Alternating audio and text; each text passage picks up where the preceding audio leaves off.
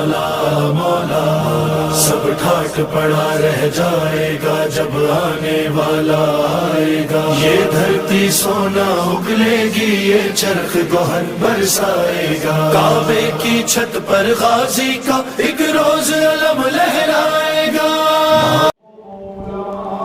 بسم اللہ الرحمن الرحیم، الحمدللہ رب العالمین، الصلاۃ والسلام علی سید الانبیاء والمرسلین وآلہ الطیبین الطاہرین المعصومین المظلومین الذین اذہب اللہ عنہم الرجس وطہرہم تطہیرا واللعنۃ علی اعدائہم اجمعین۔ اما بعد فقد قال اللہ سبحانہ وتعالی فی کتابہ الکریم، بسم اللہ الرحمن الرحیم، ان نشاء ننزل علیہم من السماء آیہ فظلت اعناقہم۔ سامعین محترم، سب سے پہلے میں مشکور ہوں الاثر ٹی وی والوں کا کہ جنہوں نے ولادت باسعادت امام زمان اجل اللہ تعالی لہ الفرج کے سلسلہ میں مسجد مقدس جمکران میں پروگرام تشکیل دیا اور بندہ کو دعوت دی تاکہ اپنی معروضات کو بیان کر سکوں۔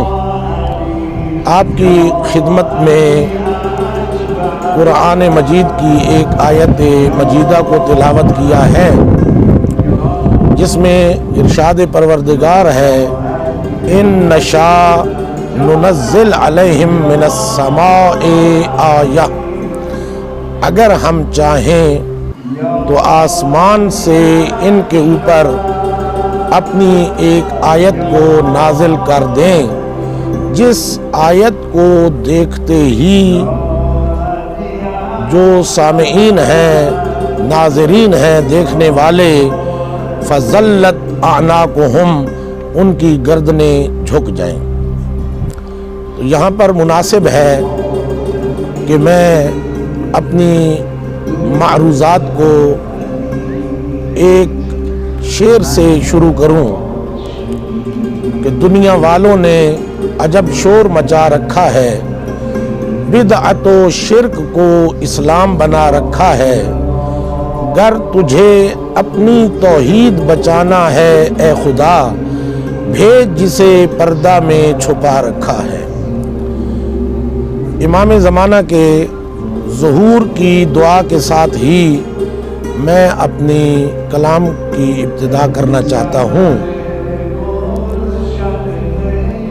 خداوند عالم نے اس نظام کو وضع کیا ہے اور اس نظام میں انسان کو اشرف المخلوقات قرار دیا، اور انسان کو اپنے حال پہ نہیں چھوڑا بلکہ اس کی ہدایت کے لیے اپنی جانب سے ہادی مقرر کر کے بھیجے، جو ارفع و اعلیٰ و بلند اور اکمل درجات پہ فائز ہیں، جن میں کسی قسم کا کوئی نقص اور عیب موجود نہیں ہے، انبیاء کی صورت میں اور پھر ائمہ کی صورت میں۔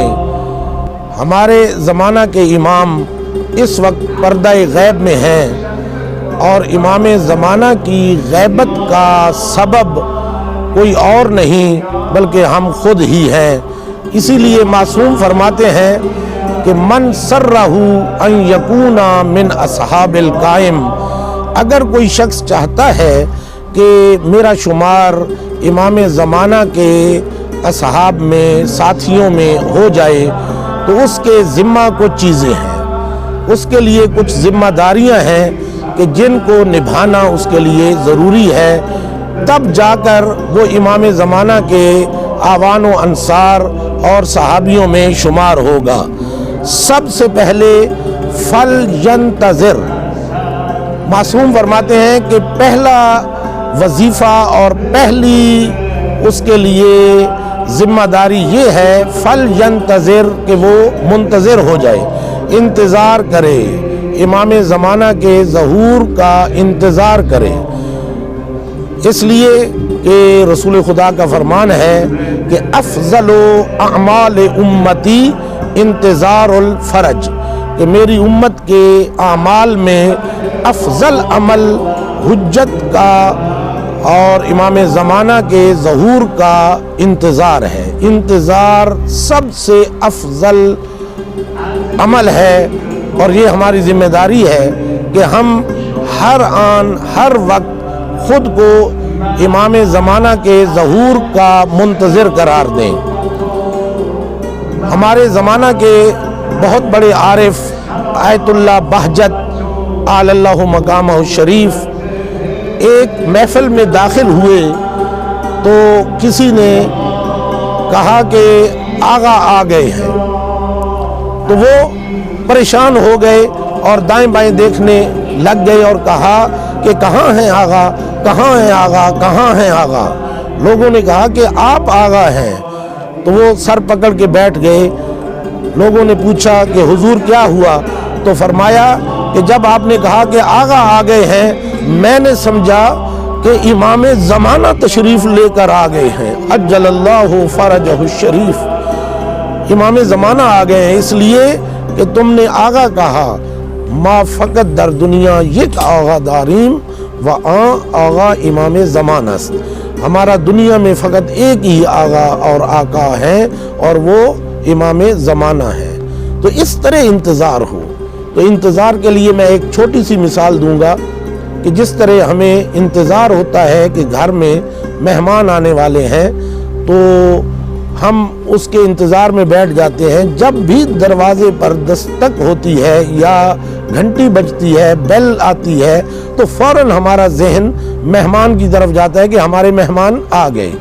امام کے ظہور کا انتظار کرنا ہے تو ہر آن ہر وقت ہر لمحہ ہمیں اس طرح منتظر ہونا چاہیے، اور پھر فقط انتظار ہی نہیں ہونا چاہیے، جس طرح معصوم خود فرماتے ہیں کہ ہمارے ظہور میں تاخیر ہمارے ماننے والوں کی وجہ سے ہے، کہ انہوں نے اپنے آپ کو ہمارے ظہور کے لیے آمادہ ہی نہیں کیا، تو چونکہ یہ لوگ آمادہ نہیں ہیں اس لیے ہمارے ظہور میں تاخیر ہو رہی ہے۔ تو ہمیں ہر وقت تیار رہنا چاہیے، ہر آن ہر لمحہ ہمیں مولا کے ظہور کے لیے تیار۔ اور وہ تیاری کیسے ہوگی؟ ہم سوچیں کہ اگر ابھی امام زمانہ کا ظہور ہو جائے تو کیا میرے گھر کی زمین غصبی تو نہیں ہے؟ جس کمرے میں میں مولا کو بٹھانا چاہتا ہوں، جس کرسی پر میں مولا کو بٹھانا چاہتا ہوں، اس مال سے جس مال سے میں مولا کی ضیافت کرنا چاہتا ہوں، کیا خمس زکوٰۃ نکالا ہوا ہے یا نہیں؟ کیا یہ مال پاک ہے یا نہیں؟ کیا میرا مال اس قابل ہے کہ میرے گھر سے مولا ایک کپ چائے کا نوش فرما لے؟ تو ہمیں مولا کے ظہور کے لیے اس طرح آمادہ اور تیار رہنا چاہیے۔ تو من سرہ ان یکون من اصحاب القائم، جو چاہتا ہے کہ میں امام زمان کے آوان و انصار میں سے کہلاؤں، اسے سب سے پہلا عمل چاہیے کہ وہ کرے فل یعمل بالورع، ظہور کا انتظار کرنے کے بعد اس کے ذمہ ہے کہ وہ تقوی کو اختیار کرے، پرہیزگاری کو۔ اللہ نے جن چیزوں کو ہمارے لیے واجب قرار دیا ہے واجبات پر عمل کریں، اور جن چیزوں کو اللہ نے ہمارے لیے حرام قرار دیا ہے ان چیزوں سے دور ہو جائیں، اس لیے کہ یہ امام المتقین ہے، پرہیزگاروں کے امام ہیں، یہ اوباش لوگوں کے اور لا ابالی لوگوں کے امام نہیں ہیں، امام ہیں پرہیزگاروں کے۔ اسی لیے تو ہم ہر وقت اذان میں جب بھی اذان دیتے ہیں تو اذان میں کہتے ہیں اشہد ان امام المتقین، کہ ہم اس امام کے ماننے والے ہیں جو متقیوں کا امام ہے، پرہیزگار لوگوں کا امام ہے۔ تو ہمارا امام کوئی عام امام نہیں، عادل امام ہے، اور عادل کے لیے ہمیں پرہیزگاری کو اختیار کرنا پڑے گا۔ ایسا نہیں کہ ہم لاابالی ہوں، پرہیزگاری سے دور ہوں اور تقوی الہی سے دور ہوں تو ہم امام کے ظہور کا انتظار کرتے رہیں۔ ایسے ظہور کی انہیں کوئی ضرورت نہیں ہے، ایسے انتظار کی انہیں کوئی ضرورت نہیں ہے۔ ہمارا کردار میسم بھی بشر، ابو ذر بھی بشر، انسان تھا ابن ملجم بھی، انسان کی کچھ قیمت نہیں، کردار کی قیمت ہوتی ہے۔ ہمیں اپنا کردار اتنا عالی اور شفاف بنانا چاہیے کہ جب امام کا ظہور ہو تو امام کی زبان اقدس پر ہمارا نام آئے۔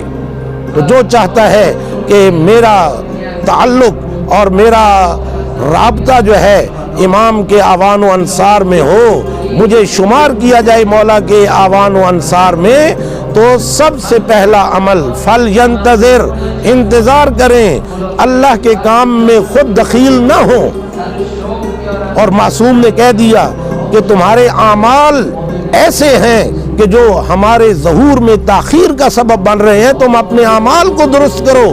جب تمہارے اعمال درست ہو جائیں گے تو تمہارا رابطہ ہو جائے گا، ہم ظہور کر کے دنیا کو عدل و انصاف سے پر کر دیں گے، کیونکہ رسول خدا نے پیشین گوئی کی ہے کہ دنیا فسق و فجور سے پر ہو چکی ہوگی اور میرا فرزند قائم اس دنیا میں آئے گا تو وہ دنیا کو مولعت قسطن و عدلا، دنیا کو عدل و انصاف سے پر کر دے گا۔ یہ وہ امام ہے کہ جس کے ظہور کی حسرت ہمارے چھٹے امام صادق علیہ السلام کرتے ہوئے فرماتے ہیں کہ لو ادرکتہو، کاش کہ میں اس زمانے کو پا لوں کہ جس زمانے میں میرے فرزند قائم آل محمد کا ظہور ہوگا، کاش کہ میں مہدی دوران کی حکومت کو پا لوں تو کیا کروں گا؟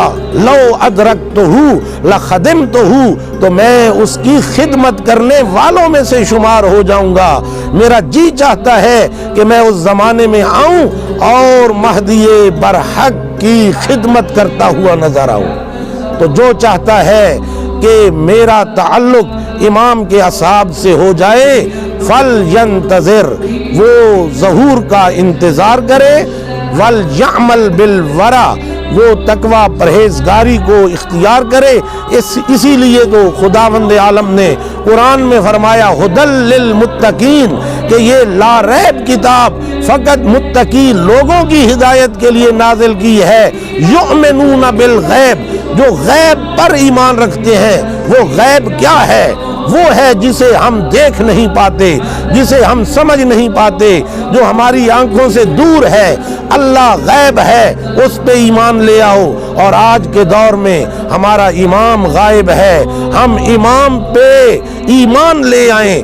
جس طرح ہم گناہ نہیں کرتے اس لیے کہ اللہ ہمیں دیکھ رہا ہے، اسی طرح ہمیں چاہیے کہ ہم برائی نہ کریں، کیونکہ ہمارا وقت کا امام بھی ہمیں دیکھ رہا ہے۔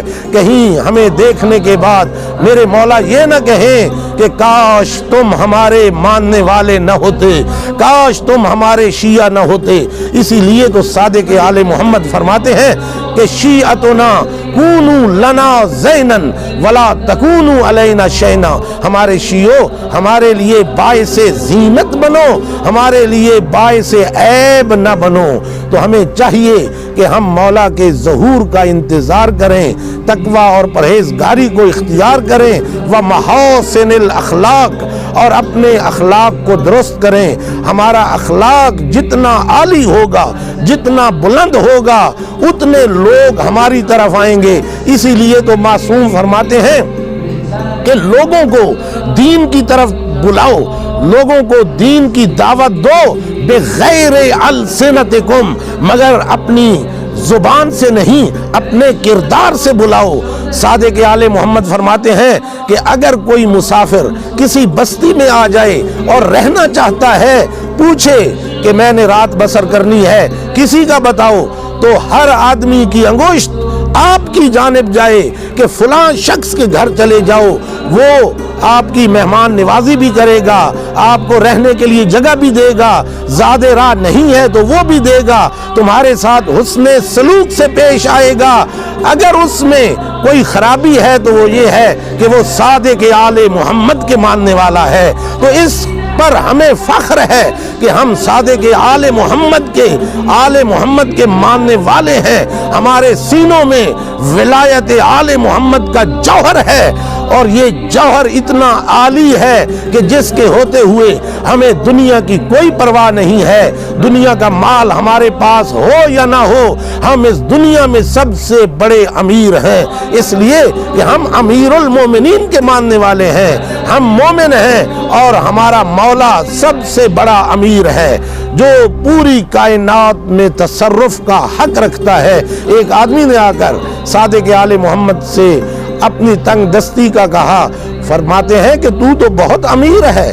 کہتے ہیں نہیں مولا، کوئی امیر نہیں ہو، میرے پاس کچھ نہیں ہے، میری کچھ مدد ہو جائے۔ مولا فرماتے ہیں تجھ سے بڑا کوئی امیر ہے ہی نہیں۔ تو وہ کہتے ہیں میرے پاس کچھ نہیں۔ مولا فرماتے ہیں اچھا یہ بتا کہ تیرے دل میں جو آل محمد کی ولایت ہے وہ مجھے دے دو، اور پوری دنیا کی حکومت میں تجھے دیتا ہوں۔ وہ ٹھوکر مار دیتا ہے پوری دنیا کی حکومت کو اور کھڑا ہو جاتا ہے اور کہتا ہے کہ پوری دنیا نہیں چاہیے، میں دنیا کے بدلے میں اس ولایت کے جوہر کو بیچنے کے لیے تیار نہیں۔ تو مولا مسکرا کے فرماتے ہیں کہ تجھ سے بڑا امیر کون ہے؟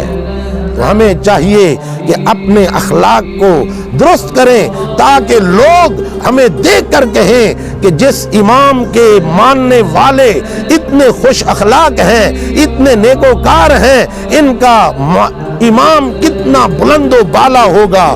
میں اپنی عرائض کو ایک شعر کے ساتھ ختم کرتا ہوں کہ ہم جو ظہور کے لیے بیٹھے ہوئے ہیں، ظہور کی دعا کریں ہر وقت، قدر درمی زنم خانہ را، کہ میں اتنی دفعہ مولا کے ظہور کے لیے دستک دوں گا، اللہم کل ولیک الحجت ابن الحسن کی دعائیں کروں گا، عجل فرجہ الشریف کی دعائیں کروں گا، قدر درمی زنم خانہ را، بے بینم روئے صاحب خانہ را، کہ کبھی تو ہوگا کہ دروازہ کھلے گا اور مجھے صاحب خانہ کا چہرہ نظر آ جائے گا۔ وصلی اللہ علی محمد و آلہ